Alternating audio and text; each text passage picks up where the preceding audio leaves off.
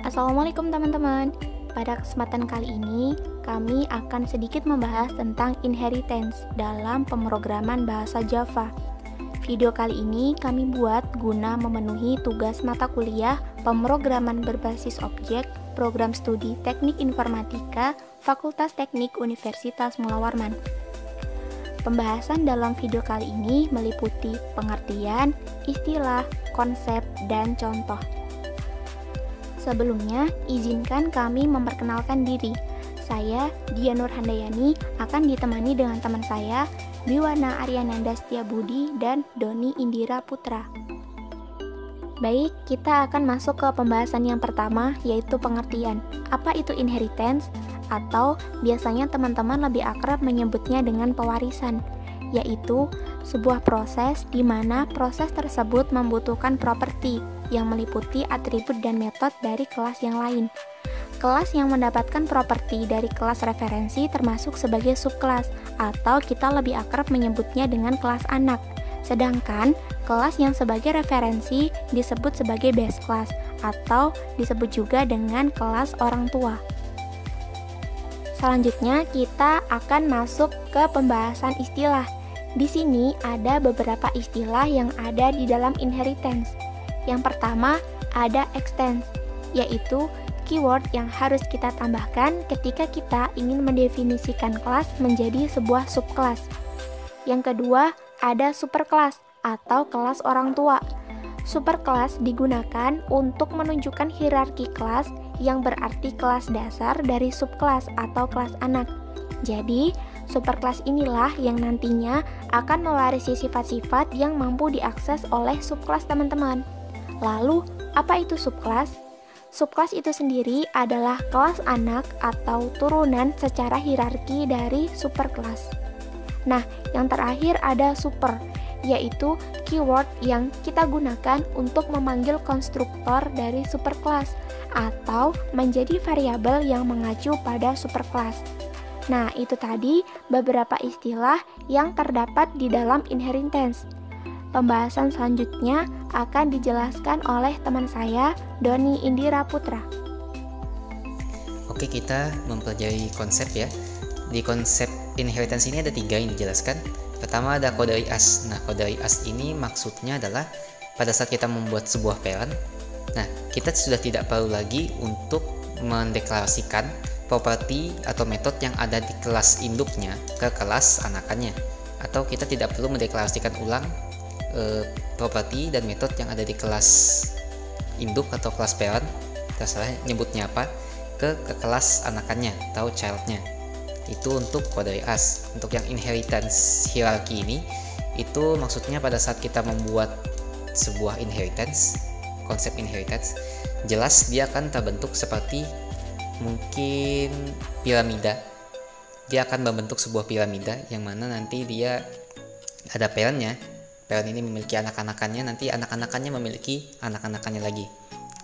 Nah, untuk yang ketiga ini, properti dan metode dari kelas induk itu bisa diturunkan, tapi tergantung kita mau menurunkan atau tidak. Misalnya kita mau membuat dia tidak ingin diturunkan ke kelas anakannya, kita bisa mengubah hak aksesnya menjadi private. Nah, kalau kita ingin membuat properti dan metode dari kelas parentnya atau kelas induknya bisa digunakan di kelas anakannya, maka kita mendeklarasikan dengan hak akses protected atau public agar bisa diakses di kelas anakannya. Nah, di sini ada beberapa tipe dari inheritance. Pertama, single inheritance. Single inheritance ini cuman parent sama child atau kelas induk sama kelas anakannya aja. Nah, untuk deklarasinya seperti yang di sampingnya ini, public class A. Nah, ini public class A adalah parentnya. Setelah itu kita buat anakannya dengan menambahkan kata extends di sini. Jadi public class B extends A ini maksudnya adalah kelas B ini adalah subclass atau anakan dari kelas A. Seperti itu. Nah, untuk multi level inheritance di sini kita yang dimana sebuah indukan, kelas induk memiliki subclass atau anakan dari kelas induknya. Nah, tetapi si kelas anakannya ini menjadi parent juga dari kelas C. Jadi kelas C ini adalah anakan dari kelas B. Nah, untuk deklarasi kodenya seperti yang di samping ini ya, public class A. Nah, public class A ini mempunyai anakan yaitu kelas B, dan kelas B mempunyai anakan yaitu kelas C. Seperti itu. Untuk hierarchical inheritance ini, yang dimana kelas A punya anak kelas B dan kelas C ya. Jadi nanti kelas A ini parentnya, kelas B dan kelas C ini memiliki karakteristik, maksudnya properti dan metode yang sama seperti kelas A. Nah, deklarasinya di sini ada public kelas A. Nah, kelas A ini memiliki anak kelas B dan kelas C menggunakan extends. Begitu. Nah, untuk yang multiple inheritance ini, si kelas C itu memiliki karakteristik atau properti dan metode seperti kelas A dan kelas B, yang maksudnya kelas A dan kelas B ini adalah parentnya dan kelas C ini adalah anakannya. Seperti itu. Jadi kelas A dan kelas B ini bisa kita misalkan bapak dan ibu. Bapak dan ibu memiliki anaknya yaitu kelas C. Kelas C ini memiliki karakteristik seperti ayah dan ibunya. Seperti itu. Nah, untuk deklarasinya di sini bisa dengan kelas A dan kelas B. Habis itu kelas C ini adalah anakan dari kelas A dan kelas B. Tetapi untuk yang multiple inheritance ini tidak didukung oleh bahasa pemrograman Java. Jadi yang didukung pada bahasa pemrograman Java itu hanya 3 ini aja: single inheritance, multi-level inheritance, dan hierarchical inheritance. Oke teman-teman, supaya kalian lebih paham mengenai materi inheritance yang telah dijelaskan oleh teman saya di slide sebelumnya, maka saya akan memberikan contoh atau studi kasus di mana kita akan membuat program untuk mendaftarkan hewan berdasarkan cara berkembang biak.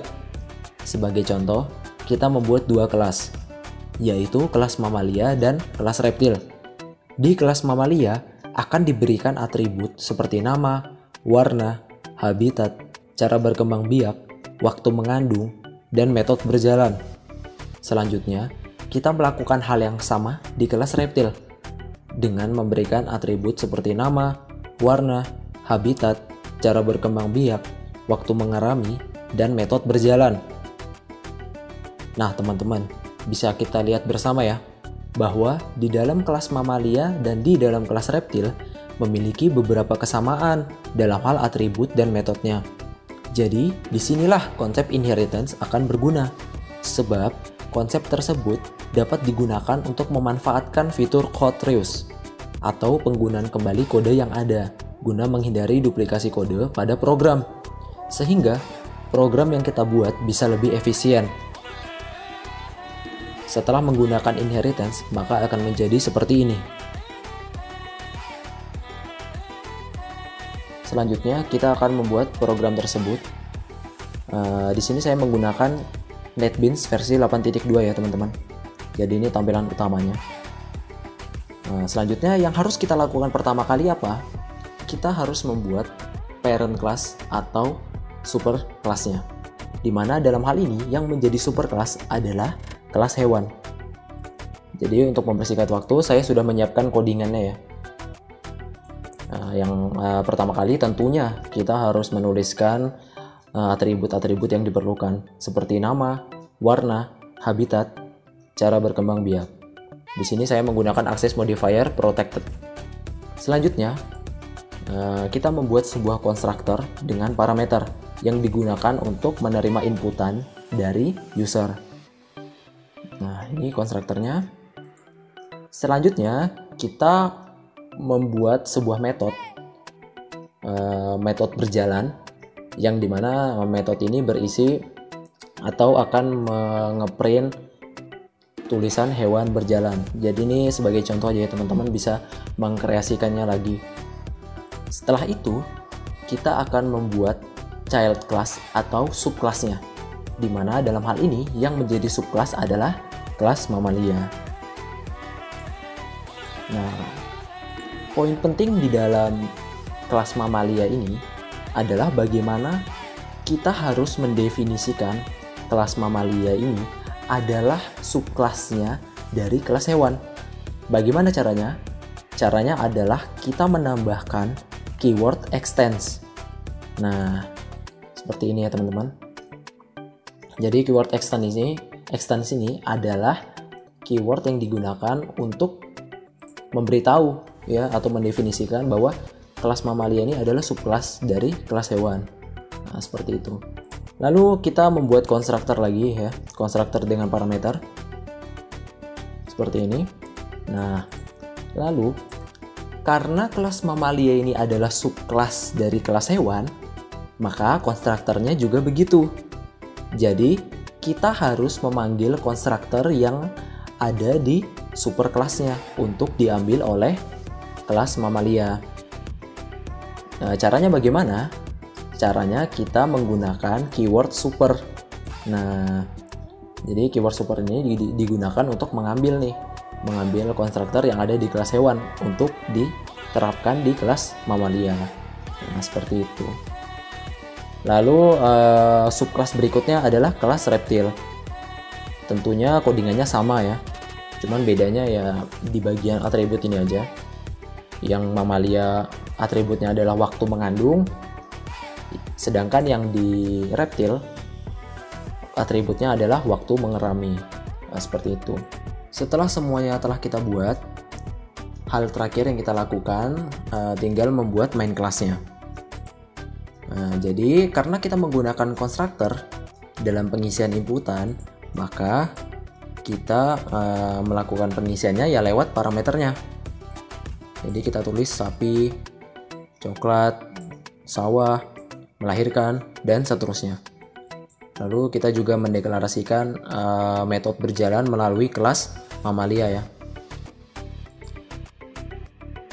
Begitu juga dengan kelas reptil, sama mengisi inputannya melalui parameter karena dia juga konstruktor.